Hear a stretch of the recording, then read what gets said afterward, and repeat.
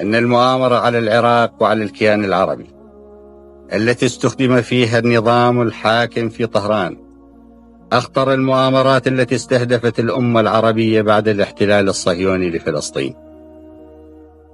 ولقد وجد الأعداء أن الصهيونية المكشوفة وحدها لم تعد قادرة على تحقيق هذه الأهداف، فكان لا بد من استغلال ظاهرة أخرى أشد خطورة من الصهيونية، لأنها تدعي الصلة بالعرب وبدينهم وبتراثهم.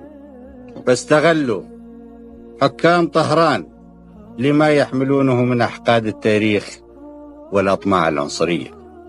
كان الهدف منه تدمير الكيان العراقي والكيان العربي وتقسيمه إلى دويلات طائفية متناحرة متقاتلة تطحن إحداها الأخرى، لتبقى الصهيونية هي القوة السائدة في المنطقة عشرات أخرى من السنين. والسلام عليكم ورحمة الله وبركاته.